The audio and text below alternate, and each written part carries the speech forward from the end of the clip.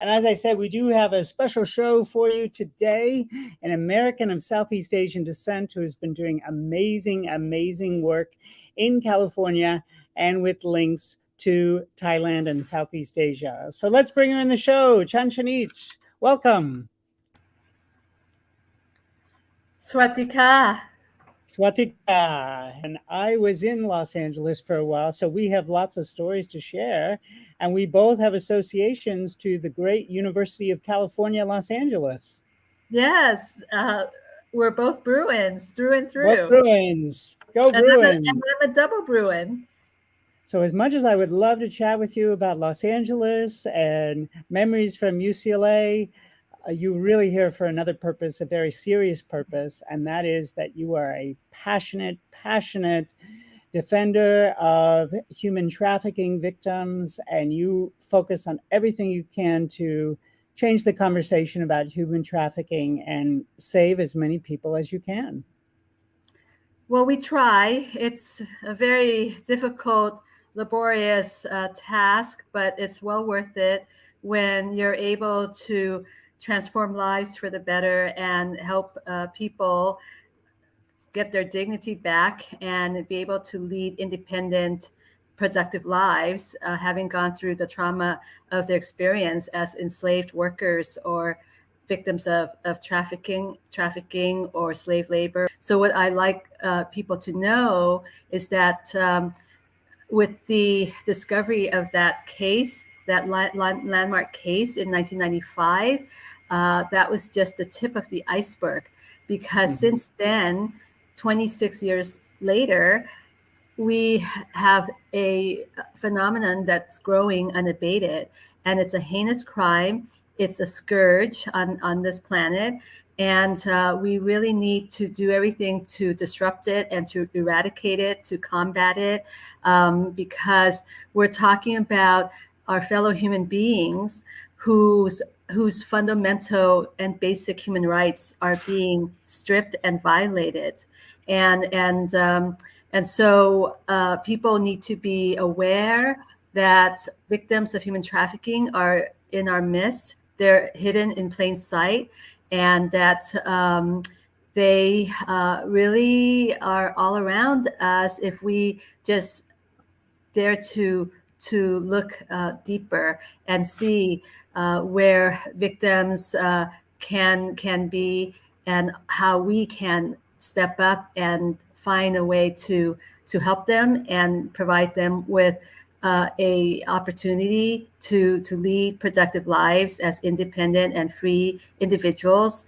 We take for granted that we have our freedom. A lot of times these workers and victims of sex trafficking, because they're both victims of labor trafficking and sex trafficking, are held against their will and have no freedom and are unable to have the autonomy to make decisions for themselves. And Chanchanit, you said something that is so disappointing to me and maybe disappointing to our audience. And you said that this is a growing phenomenon. And many Yes. people would like to believe that it's reducing through all the good work that people are doing. What are some of the factors that are making human trafficking increase? Well, we have this globalized economy where there's always a race to the bottom, where corporations are always seeking to find a cheaper source of labor. We as consumers are benefiting from these cheaper goods. So we need to really think twice about the products being made and being manufactured, and who's behind those products. So those are some of the factors, but a lot of times, especially in cultures where you have this kind of fatalism, where the poor accept their lot in life as their fate, they then fall prey to being victims because they feel that perhaps this was what fate has has given them, so they come to an acceptance that they are exploitable, and there's really no choice in the matter. And so you have cultures that have socialized people into thinking that this is just their fate. You were recently recognized by the President of the United States in January, and I would love for you to talk to our audience a little bit about that. How did you find out that you were going to be recognized, and how did the ceremony go, and were you able to talk to the president? Please share a little bit of that story with our audience. So they nominated us, and we just left it at that, and we had no idea where that went and what that would translate to. And then lo and behold, in January, we found out that we were selected for the Presidential Award in extraordinary efforts to combat trafficking in persons. So it blew us away. It came as a complete surprise, and we were thrilled, ecstatic, elated, overwhelmed, speechless. Because it was just incredible and extraordinary that we would be acknowledged at the highest level of the United States government. I mean, from the president, no less, himself.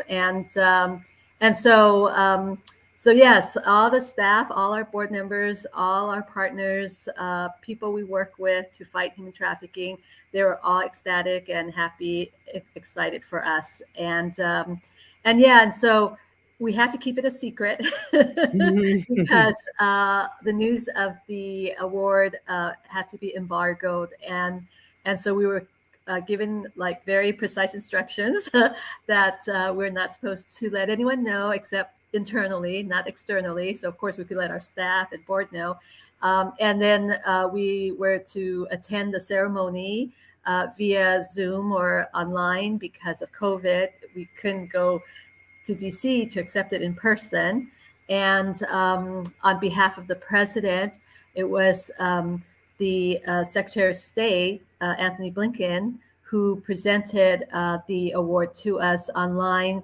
And his words, remarks were just like amazing, really helped people understand the history of our work, because we've been doing this for now 26, 27 years. In fact, we're like really the pioneer in this field of combating human trafficking, going back to that first case of modern day slavery in the US, the Monte case in 1995 that I mentioned at the beginning. And since then, we've worked on so many more cases involving Thai nationals, and these are large group cases involving dozens or hundreds of Thai nationals, and each of these cases have set precedents over time. So he really shared that history with everyone, and in attendance were all of the cabinet members of the president, and just all the high-ranking officials in our U.S. government. So that was very gratifying and very humbling, and just we were just very taken aback. We felt very, very honored, to say the least. Yeah. But it really just makes it even more important why we need to continue this work, because yes, the problems is still persisting, and so we can't really sit on our laurels. There's no time to rest. But of course, the acknowledgement and the recognition really was a boost to our morale and our spirit, that we can't let this work that can cause vicarious trauma on us, because it's just so depressing to see human beings being violated in that way. Yes. But at least knowing that we have the support of the President of the United States, it helps us just charge ahead. Yeah, sometimes when I'm reading about human trafficking or hearing stories, watching news reports, I do get very depressed. But what keeps me going, what keeps me enthusiastic, is seeing the energy of organizations such as yours, people such as yourself, being recognized, doing good work, and knowing that the US government is solidly committing to doing what we can on this issue, and particularly for Southeast Asians, both in Southeast Asia as well as those who are living in the United States. How do they find out which companies are the best to purchase products from? Yes, it's not very easy. Unfortunately, it's very difficult. You really have to be critical of every product that you purchase, from everything you wear to the coffee you drink to the chocolates you eat. You have to determine whether this product can be slavery tainted. The best way to avoid slavery tainted products would be to purchase fair trade products, Mm-hmm. because fair trade at least is uh, uh, like basically a way of knowing that the producer was paid a fair compensation for his or her labors to Mm-hmm. produce that particular good. And so yes, at least you can have confidence that that person was not enslaved to produce that particular product or good.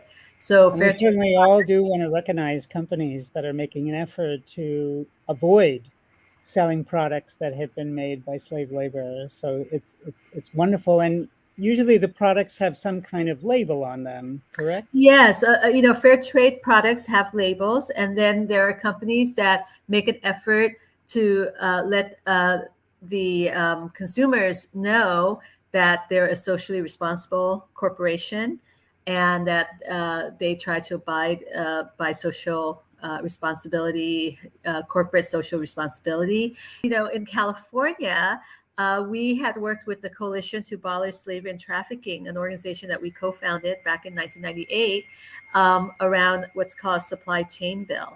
And the supply chain bill is a bill in the state of California that basically forces any business doing $100 million worth of business to disclose their supply chain.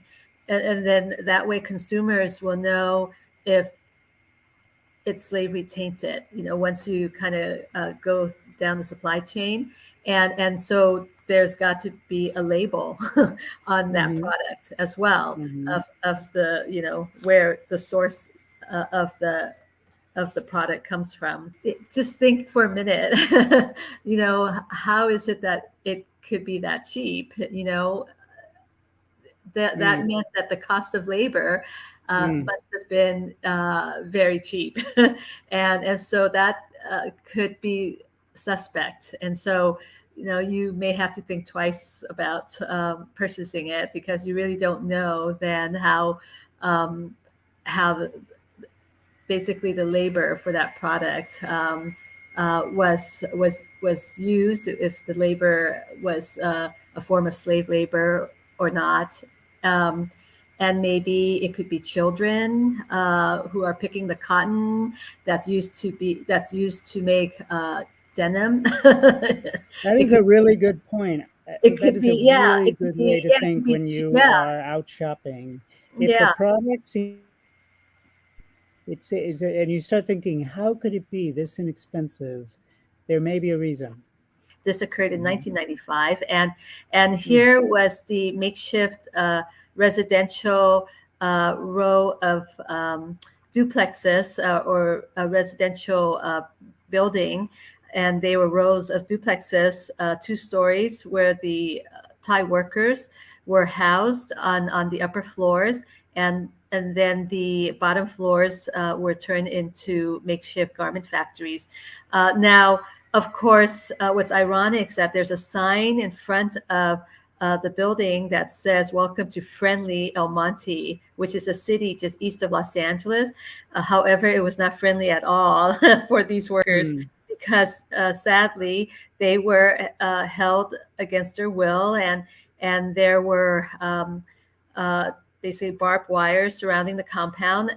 This is the compound before, after the discovery, and then after, of course, the workers were set free, and so none of those barbed wires are there anymore.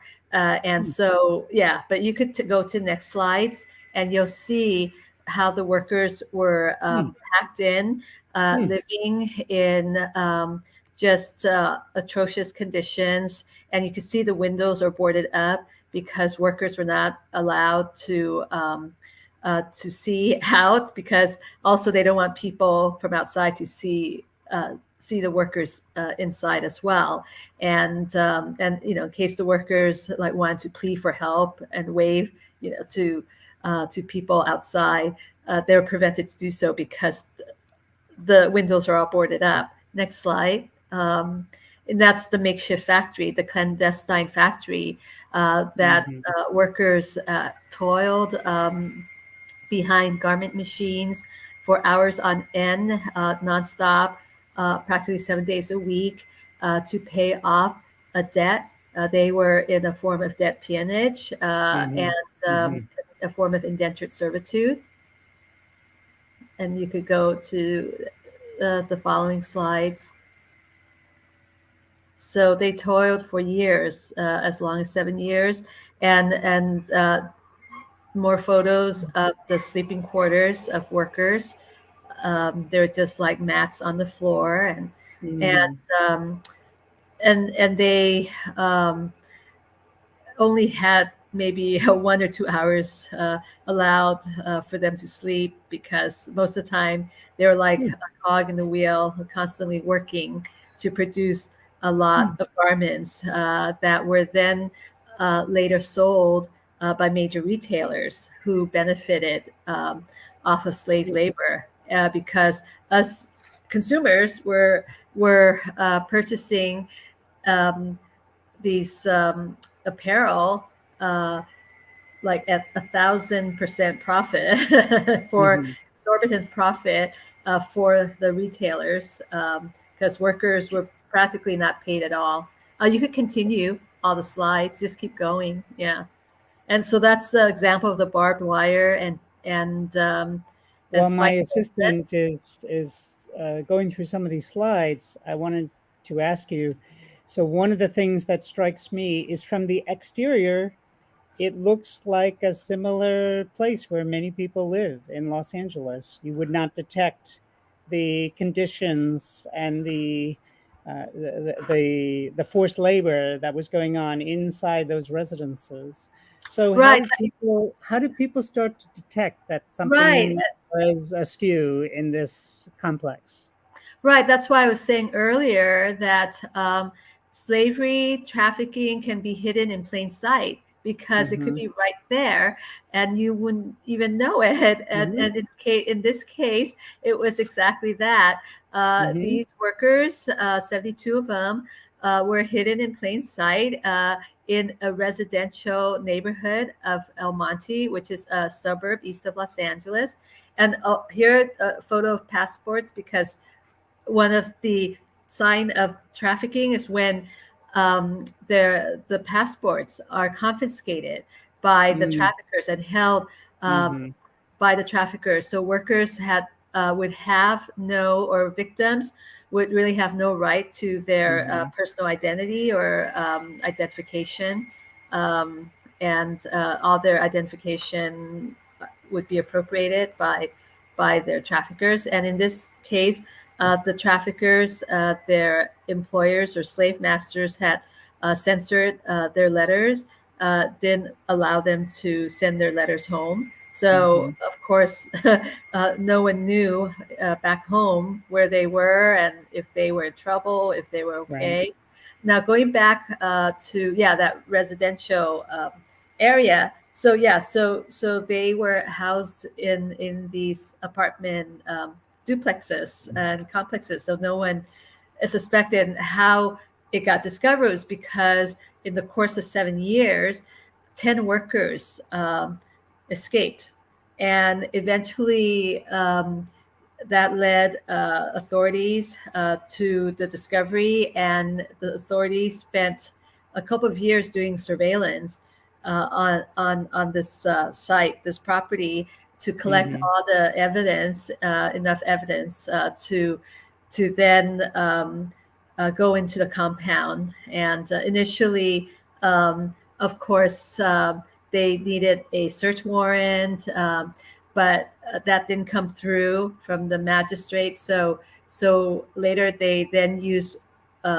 industrial homework to seize the hot goods, because workers were sewing garments in a residential compound, or basically building in the residential area, that was violating the basically the zoning, and also is considered industrial homework, meaning it's not a workplace.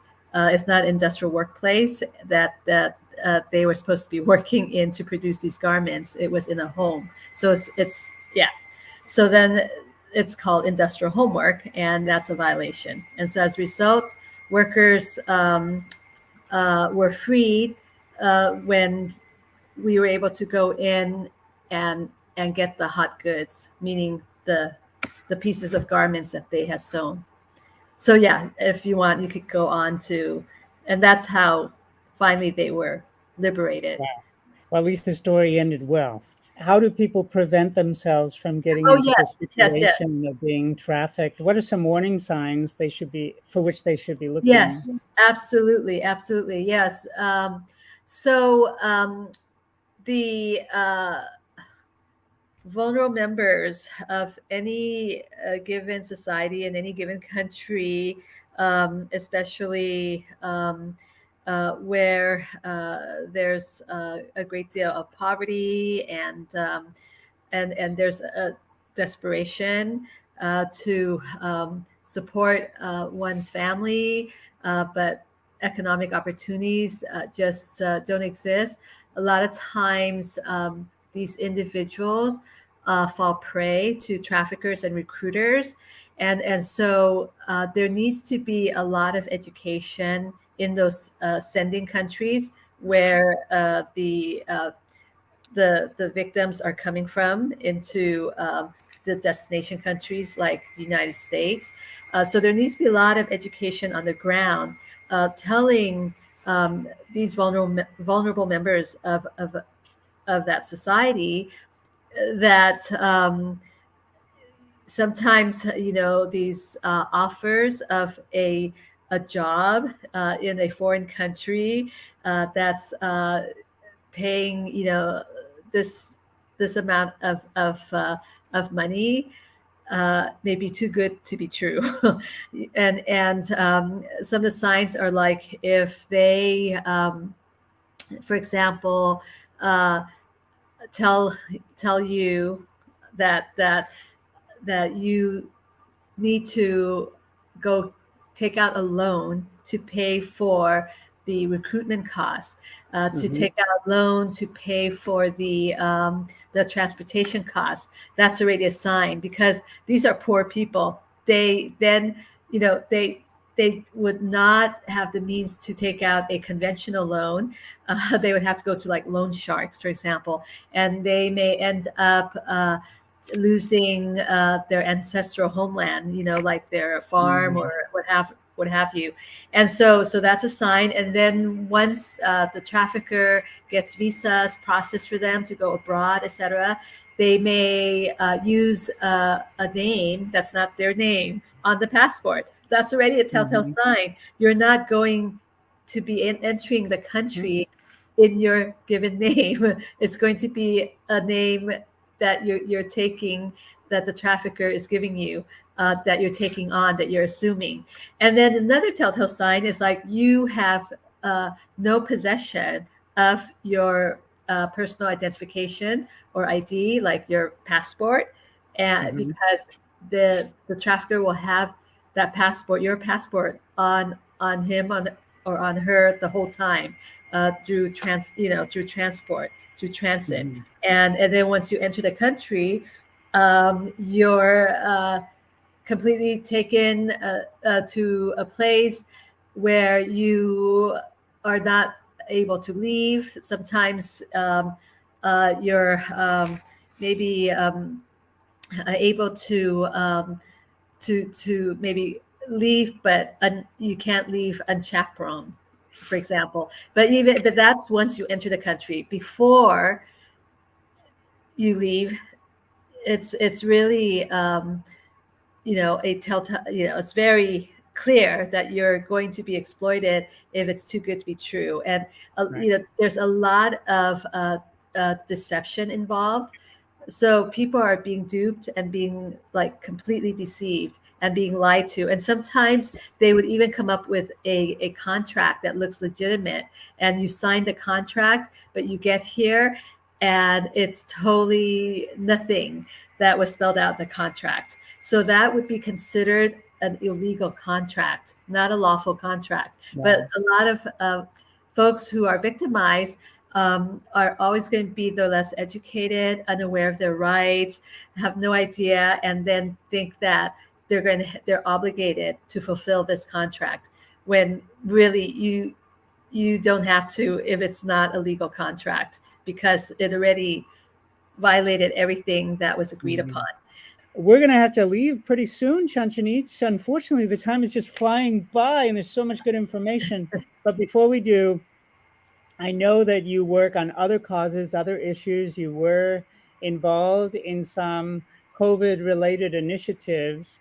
And I know you participated in an ASEAN event in California. And I was hoping you would tell our audience a little bit about that event. Sure. Yes. At the outset of COVID here in the US in March of 2020, Thai Community Development Center immediately launched the Thai CDC CARES, which stands for Thai CDC COVID Aid Rapid Response Relief and Emergency Services. And what we set out to do was to bring and render immediate aid and relief to vulnerable members of our community in the Thai community, the housing insecure, the traffic victims, domestic violence victims, the low income, limited English proficient immigrants, seniors, the small businesses, the undocumented, the food insecure. And so we were concerned about the issue of access and equity to healthcare and vaccinations and COVID testing. And so we immediately distributed food, meals, and produce. We provided cash aid up to $2 million in cash aid to over 2,000 households of basically households where there are undocumented members who did not qualify for the federal economic stimulus, nor qualified for unemployment insurance benefits, but had experienced economic hardships. And so, yeah, so ASEAN invited us to the first responders convening that included all of the first responders in the respective Southeast Asian communities in the LA area to come and share what they did to respond to COVID and the plight of their Southeast Asian community. So we were able to share what we did, between the cash aid, the food distribution. We also then started running vaccination clinics and testing clinics till this very day. We're still doing that, and passing out all the PPEs, the mask, the sanitizers, the wipes, and now And the test, the and and this now the event testing for and this kits. event for first responders included representatives from other ASEAN member states. Absolutely, they included other members from Vietnam, from Myanmar, from Cambodia, from Indonesia, Malaysia, Thailand. So we represented Thailand. Mhm. Fantastic. That's great. And that was an event that really highlighted everything that the international community was doing together in the United States as well as Southeast Asia to combat a horrible pandemic that sometimes feels like it's ending, but we'll have to see. But certainly we will continue to work together on public health, whatever public health crises continue to be something we're facing and will continue to face. Unfortunately, public health challenges will always be with us. Yes, we are right now gearing up for the fourth booster shot, and we are also gearing up for the next variant, B25 or something. That's around the corner. Well, we had such an amazing conversation today. We hit so many different topics. And if you would like to wrap us up, if you have a final thought about human trafficking, I don't know if you want to say a few words in Thai. You certainly don't have to. But if you have a final message for our audience. Sure. I just want everyone to understand that in the Monte case in particular, because it was such uh, a landmark case, the plight of the enslaved Monte workers is the story that everyone should remember, because it is the story of survivors who, through their courage, their strength, and their perseverance brought real change to this country.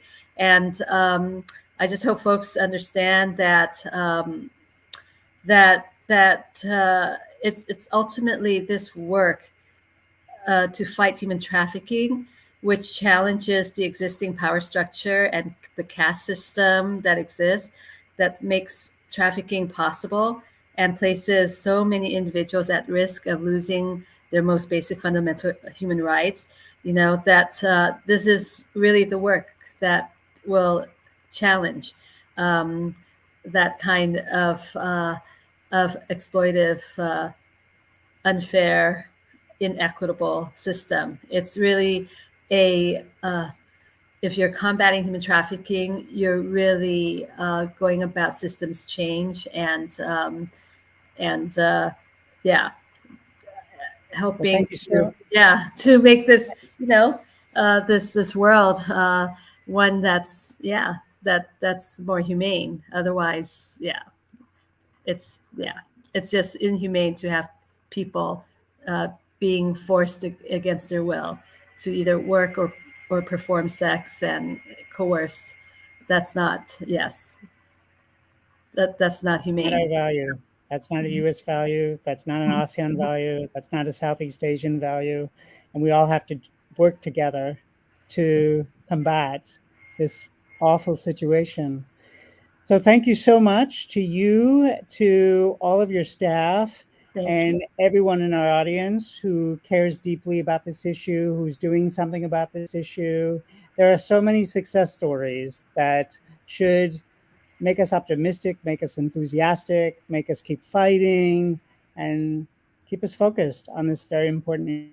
So thank you so much, audience, for joining us. That'll be all for this time, and I look forward to seeing you for our next episode. Thanks so much, and thank you again to Chanchanit. Thank you so much for joining us. Thank you, Swatika. Thank you. Bye. Thanks for having me.